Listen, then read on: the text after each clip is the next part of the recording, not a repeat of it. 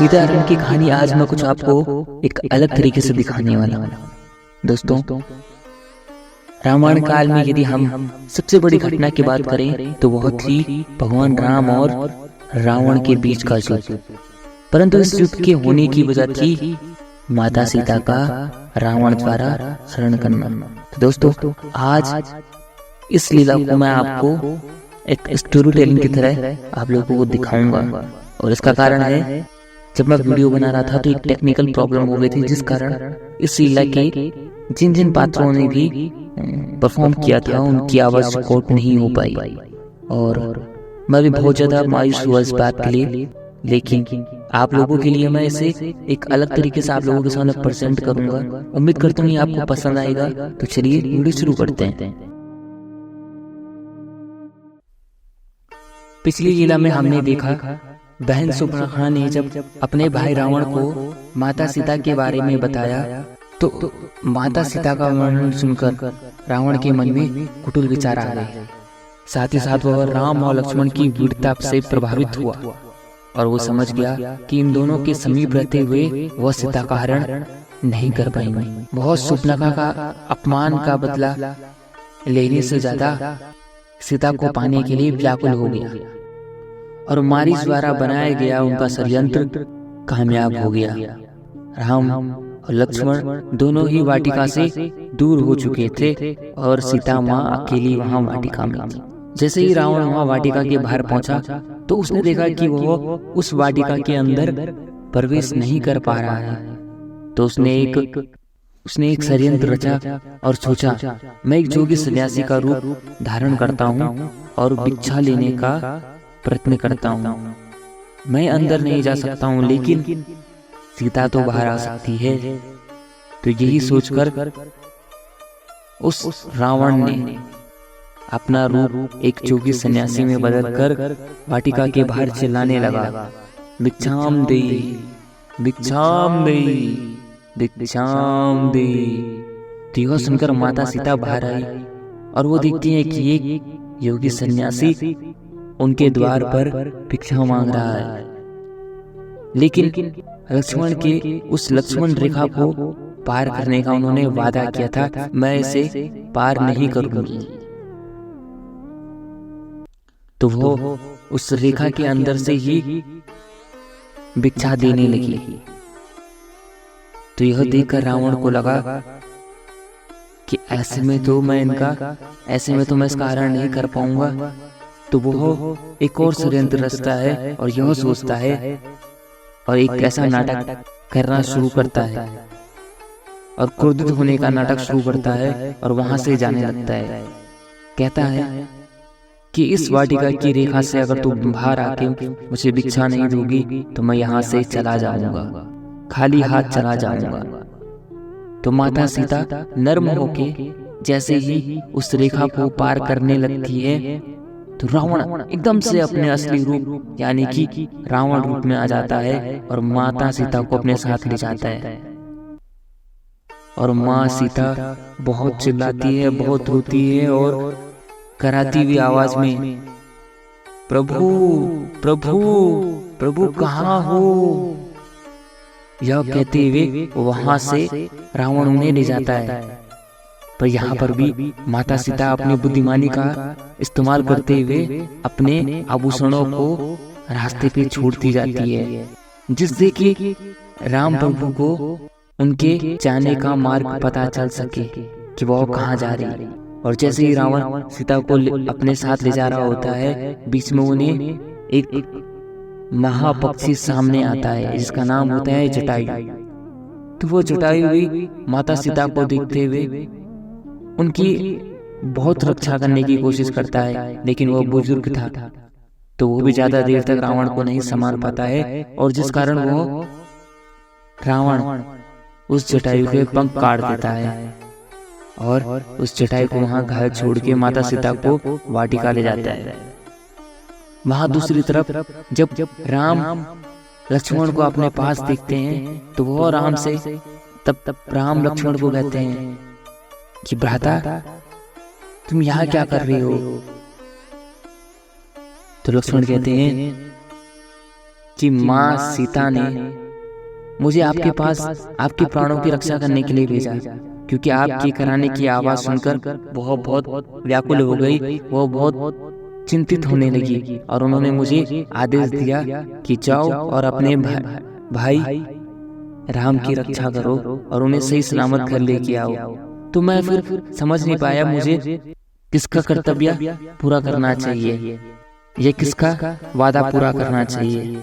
माँ सीता के वादे के अनुसार आपके पास आ गया तो राम और लक्ष्मण दोनों भागते हुए वाटिका की ओर जाते हैं और वहां देखते हैं कि वहां सब कुछ तहस नहस हुआ होता है और राम कराते हुए आवाज में चिल्लाने लगते हुए कहते हैं, सीते सीते सीते कहाँ हो तुम, कहाँ छुपी हो सीते, कहाँ छुपी हुई। और वह मायूस होके रोने लगते हैं और अपनी सीता को याद करते हैं। वहां दूसरी तरफ वह रावण उन्हें अशोक वाटिका लेके जाते हैं।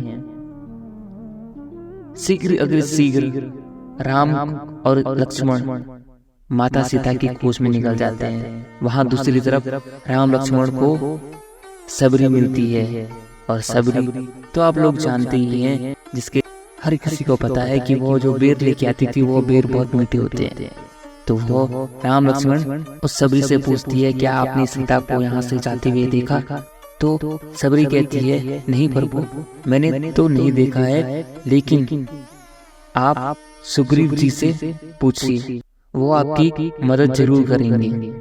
तो वहां पर राम और लक्ष्मण बेरों को चखते हैं। राम तो उन बेरों को चख लेते हैं, लेकिन लक्ष्मण उन बेरों को नहीं खाते। उसका कारण आप लोग सब जानते हैं क्या कारण है। अब वहां से प्रस्थान करते हुए वो सुग्रीव के पास जाते हैं और सुग्रीव से पूछते हैं कि सुग्रीव जिसे पूछते हैं और मदद के लिए जैसे ही सबरी से मिलकर राम लक्ष्मण प्रस्थान करते हैं तो वह उस पर्वत पे जाते हैं और उस पर्वत पे वहां उन्हें चुपके से देख रहे होते हैं सुग्रीव और हनुमान। तो सुग्रीव हनुमान जी से कहते हैं कि आप भेष बदल के राम लक्ष्मण के पास जाइए और देखिए कि ये लोग कौन हैं। तो जैसे ही वो उनके सामने जाते हैं तो हनुमान जी जैसे ही राम जी का परिचय सुनते हैं तो वो अपने असली रूप में आके उन्हें बताते हैं कि मैं हनुमान जी से माता सीता के बारे में पूछते हैं, लेकिन हनुमान जी को कुछ पता नहीं होता है। लेकिन हनुमान जी कहते हैं कि सुग्रीव जी इसमें हमारी मदद कर सकते हैं। तो वो सुग्रीव के पास जाते हैं और सुग्रीव उनसे एक वादा करता है कि अगर आप हमारी मदद करेंगे तो हम आपकी मदद करेंगे। तो सुग्रीव अपने भाई बाली से बदला लेने के लिए भगवान राम को उनके बारे में बताता है कि ऐसा ऐसा हुआ था कि वो एक गुफा में एक राक्षस के साथ गए थे, तो वो बहुत टाइम तक बाहर नहीं आए। तो मैंने सोचा कि शायद अब मेरा भाई नहीं रहा, तो मैंने उस गुफा का दरवाजा बंद कर दिया, पर मेरा भाई जीवित था। तो जैसे ही वो बाहर आता है तो वह मुझसे लड़ाई करता है, मुझे घर से निकाल देता है और मुझे बहुत मारता है। उन्हें लगता है कि यह मेरे साथ मुझे मारना चाहता था, लेकिन ऐसा कुछ नहीं था। तो वो एक दूसरे से वादा करते हैं। राम जी सुग्रीव से करते हैं कि हम आपकी मदद करेंगे और आप हमारी मदद सीता ढूंढने में करेंगे। तो ये सब कुछ हो जाने के बाद बाली सुग्रीव की लड़ाई होती है।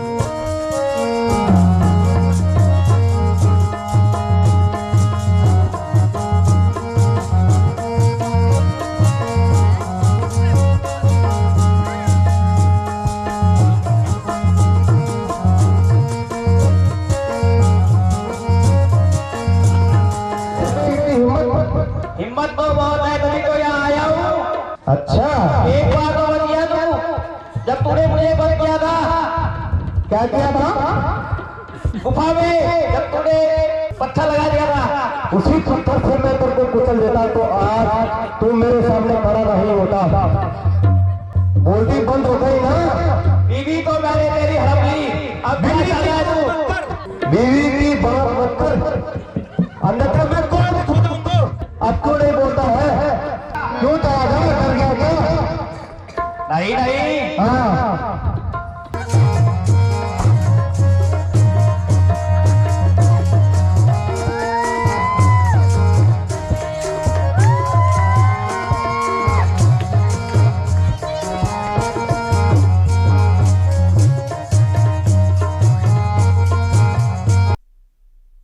और राम जी बाली को वहां मार देते हैं। इसने छिपकर बाण मारा। कौन है वो दुष्ट? इसने छिपकर बाण मारा। इसमें किसी का क्या दोष है? यह तो तुम्हें कर्मों का फल मिला है। हे बाली, जिस ओर धर्म है उस ओर मैं हूँ। जो मनुष्य अपने छोटे भाई की स्त्री को बुरी दृष्टि से देखता है उसे मारने में कोई पाप नहीं होता। नाथ, हे बाली, यदि तुम्हें जीवन की इच्छा हो तो मैं तुम्हें प्राणदान दे सकता हूँ। जिस गति को किसी मुनि और बड़े बड़े तपस्वी प्राप्त नहीं कर सके, मैं उसको छोड़ूं नहीं। नाथ, मुझे अब मुक्ति दीजिए। हे भ्राता, मैंने बहुत बड़ा पाप किया जो अपने सुख के लिए अपने ही भाई का वध करवाया। आप राज अंगद को सौंप जाइए। मुझे राज लेकर क्या करना है? भैया, इस प्रकार न बोलो। सुग्रीव जी को राज्य और अंगद को युवराज बनाकर राज्याभिषेक कर दो और शीघ्र ही वापस लौट आना। मन सुग्रीव जी राज्य पाकर अपने वचन को भूल गए। वर्षा ऋतु बाद शरद ऋतु भी आ गई, किंतु अभी तक खबर लेने भी नहीं आए। मुझे इस स्वार्थ का पहले ही पता था। यदि वो बलवान होता तो बाली के भय से इधर उधर क्यों भागता फिरता। आज्ञा हो तो मैं अभी उसे बजा चकाता। नहीं लक्ष्मण, ऐसा करना मित्रता के विरुद्ध है। भले ही वो अपने वचनों को भूल गया है, किंतु फिर भी हमारा मित्र है। मित्र से यदि कोई अपराध हो जाए तो उसे प्यार से समझाना चाहिए। तुम केवल वहां जाकर उसे उसकी प्रतिज्ञा की याद दिलाना, किंतु क्रोध बिल्कुल ना करना। जो आज्ञा भ्राता जी। कहो कपीपति सिया को जलाई, सिए बिन राम बहुत दुखदाई। कहो कपीपति सिया को जलाई, सिए बिन राम बहुत दुखदाई। यही कारण कपि बाली मारा, यही कारण कपि बाली मारा। तुमसे बहुविधि पति बड़ाई, कहो कपीपति सिया को जलाई, सिए बिन राम बहुत दुखदाई। तेहि पर राज जियो अम्बापुर, तेहि पर राज जियो अम्बापुर। राज पाई सुधी बिसराई, कहो कपीपति सिया को जलाई, सिए बिन राम बहुत दुखदाई। हे महाराज, मुझे क्षमा कीजिए। सुग्रीव जी, अब देर न कीजिए। श्री रामचंद्र जी माता सीता के संबंध में बहुत व्याकुल हैं। आप उनसे जल्दी मिल लीजिए। बहुत अच्छा महाराज। हनुमान जी, सारी वानर सेना को तैयार कीजिए। जो आज्ञा महाराज। अब हम कदापि वेर नहीं कर सकते। हे भगवान, अपने दास को क्षमा कीजिए। हे कृपा सिंधु, आपकी माया अपरंपार है। यदि उस माया से छूट ना सका, हे भगवान, अब मुझे आज्ञा दीजिए। सुग्रीव जी, आप सीता को खोजने का तुरंत प्रयास कीजिए। जो आज्ञा महाराज। ओ वीरा सीता जी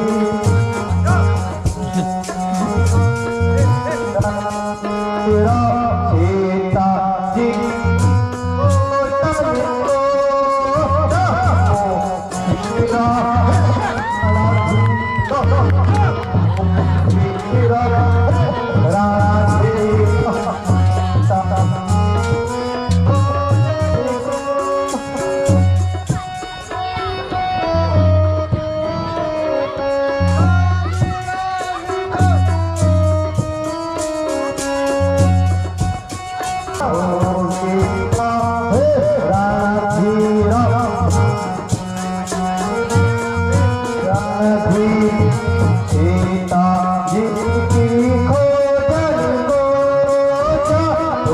मेरा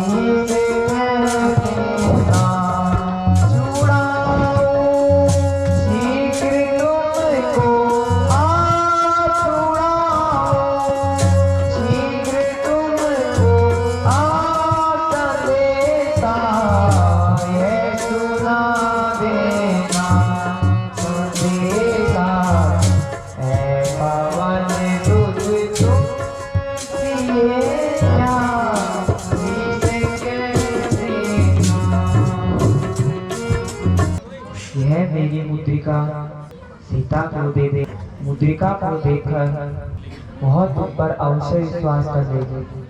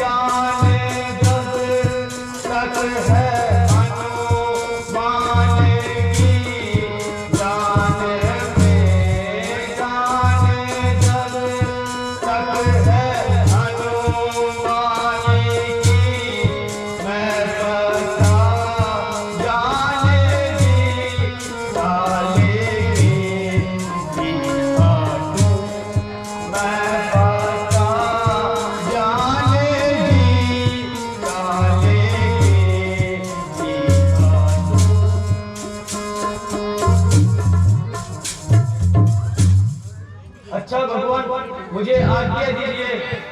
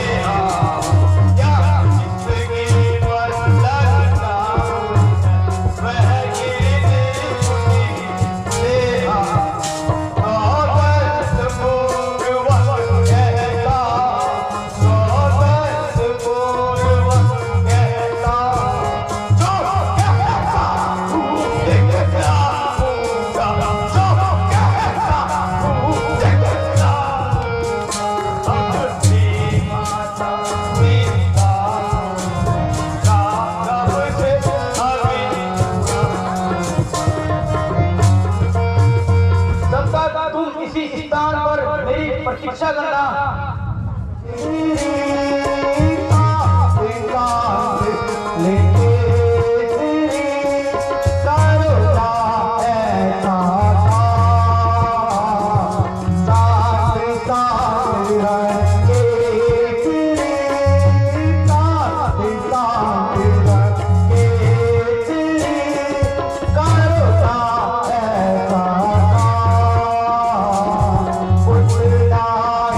करिए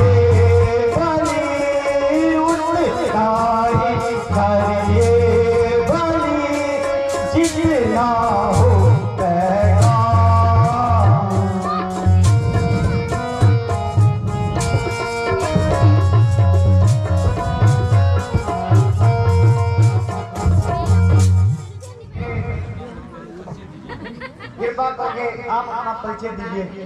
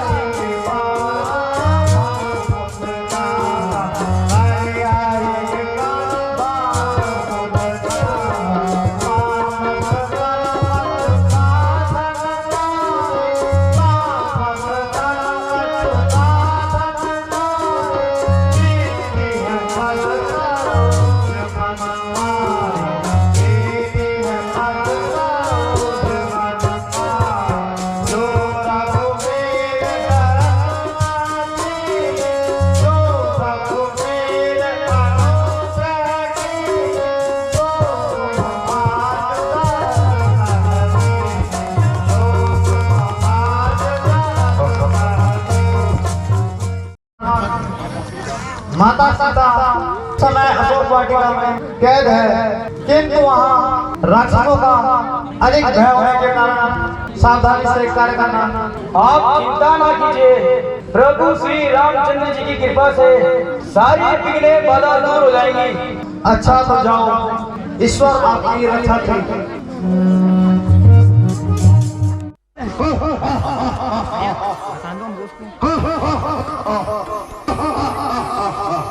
तुम्हें भली प्रकार परिणाम को सोचकर अपना निर्णय कर लिया होगा। ओ अदरनी, पर स्त्री से इस प्रकार बातें करके तुम्हें लज्जा नहीं आती? सुंदरी, समझ राज वैभव तुम्हारे चरणों में है, बस केवल एक बार मेरी हो जाओ। ओ पापी, ईश्वर से डर। आखिर तू कब तक अपनी हक बनाएगी? जब तक आत्मा शरीर से नहीं निकल जाती। सीता, याद रख कि और तेरा ध्यान है, वह सत्य में भी जान नहीं आ सकता। मुझे तेरी दशा पर दया आती है। मेरी दशा पर दया करने से अच्छा है तू अपनी दशा को सुधार। तेरी तो सामर्थ्य क्या, ईश्वर भी मेरे विचारों को भी नहीं बदल सकता। हे रावण, तू विद्वान है, किंतु तुझमें मनुष्यता का नाम नहीं है। सीता, तेरा हृदय भी एक पत्थर का टुकड़ा है। अब तक कर जोड़ नम्रता से मैंने तुझे समझाया है, और तूने जब जब मैं आया अपमानित कर कर ठुकराया है। अब अंतिम बार कह रहा हूँ, यदि मुझे नहीं अपनाओगी तो यह तलवार एक क्षण में उस पास में पहुँचाएगी। पर तुझ पे अब तक पर्दा है, अपने नीचे ही रखती हो, तिनके की ओर देखती हो, और बातें दस रूप से करती हो। तिनका लक्ष्य तुम्हारा है, तुम मुझे बीच में लाती हो।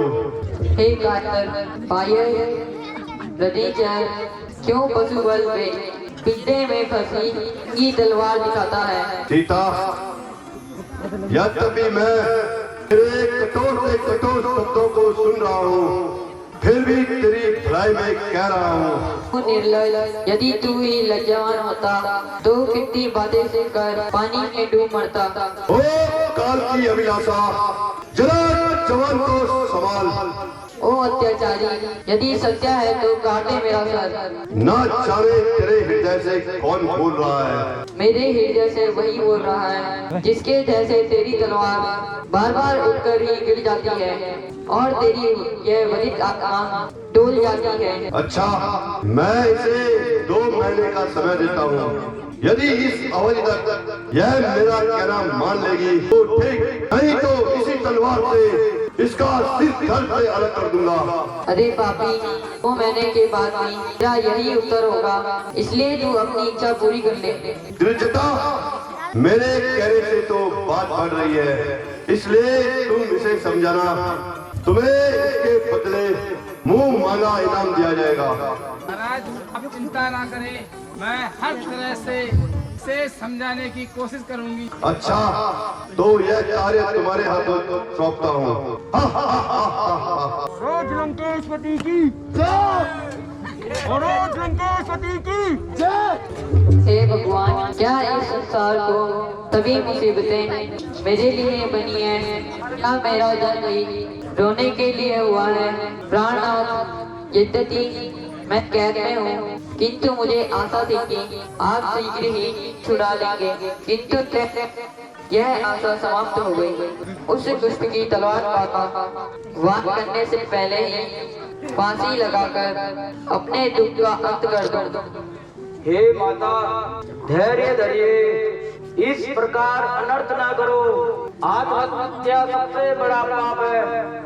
माता शब्द से मुझे कौन पुकार रहा है? हे पुकारने वाले, तुम निसंकोच होकर मेरे सामने आ सकते हो।